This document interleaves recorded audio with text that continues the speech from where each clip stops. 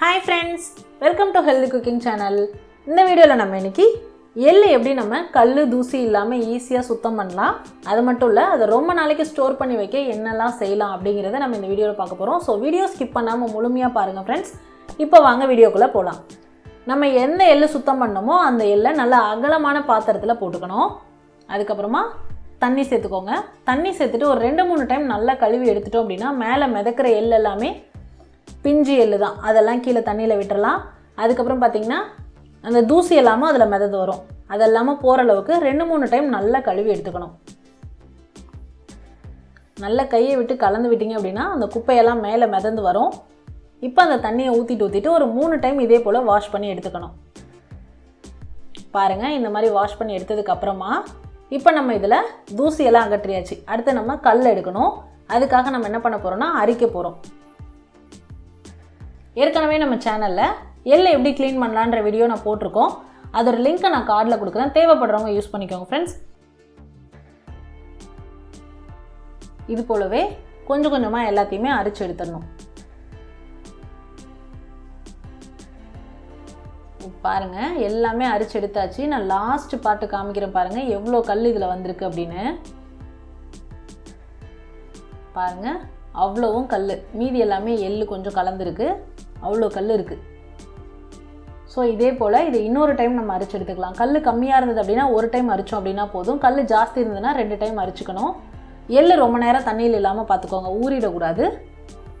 இப்போ இந்த மாதிரி அரிச்சு எடுத்ததுக்கப்புறமா இந்த மாதிரி வடிகட்டியில் அதை நல்லா அதோட தண்ணி எல்லாமே வடிகட்டி எடுத்துக்கலாம். அடுத்ததாக வெள்ளை துணியில் நம்ம வடிகட்டி வச்சுருக்கக்கூடிய எள்ளை பரப்பி விட்டு நிழலில் உலர்த்தணும். வெயிலில் உலர்த்தக்கூடாது, நிழலில் உலர்த்தணும். 2 நாள் கூட உலர்த்தி எடுத்துக்கலாம். நான் இந்த வீடியோவில் 2 மெத்தட் சொல்லியிருக்கேன். உங்களுக்கு எந்த மெத்தட் பிடிச்சிருக்கோ அதை நீங்கள் ஃபாலோ பண்ணலாம். இப்போ இதை உலர்த்திட்டு நல்லா உலர்ந்து வந்ததுக்கப்புறமா நம்ம பாட்டிலில் ஸ்டோர் பண்ணிக்கலாம். ஸ்டோர் பண்ணும்போது இன்னொன்று என்ன பண்ணலாம் அப்படின்னா லைட்டாக வறுத்துட்டு கூட நம்ம ஸ்டோர் பண்ணி வச்சுக்கலாம். நான் வந்து அப்படியே ஸ்டோர் பண்ணிப்பேன். தேவைப்படும் போது வறுத்துப்பேன். அப்போ தான் அதோட ஃப்ளேவர் இன்னும் நல்லாயிருக்கும். இன்னொரு மெத்தட் பார்த்திங்கன்னா நம்ம இந்த மாதிரி வடிகட்டின எள்ளை மிக்சர் ஜாரில் போட்டுட்டு பல்ஸ் மோடில் விட்டு எடுத்துக்கணும். இது எதுக்காக அப்படின்னு பார்த்தீங்கன்னா எள்ளுக்கு மேலே இருக்கக்கூடிய தோலை நீக்கிட்டு நம்ம ஸ்டோர் பண்ண போகிறோம். அதில் வந்து தோலோடு நம்ம ஸ்டோர் பண்ணியிருப்போம். இது வந்து தோல் நீக்கிட்டு நம்ம ஸ்டோர் பண்ண போகிறோம். இது ரெண்டுக்கும் அவ்வளோதான் வித்தியாசம்.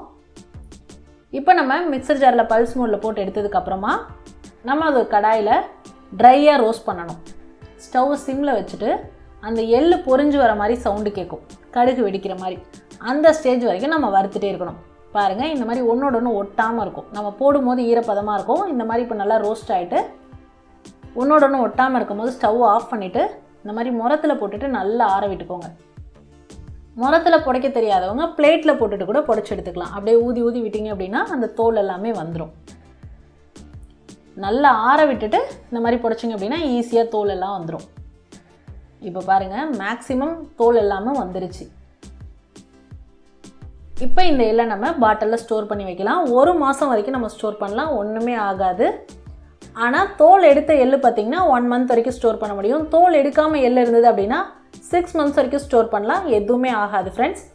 இந்த வீடியோ உங்களுக்கு எல்லாத்துக்குமே பயனுள்ளதாக இருக்கும்னு நினைக்கிறேன். யார் யாருக்கெல்லாம் இந்த வீடியோ யூஸ்ஃபுல்லாக இருந்ததோ கமெண்ட்டில் சொல்லுங்கள். இது போலவே இன்னொரு பயனுள்ள வீடியோவில் நம்ம சந்திக்கலாம்.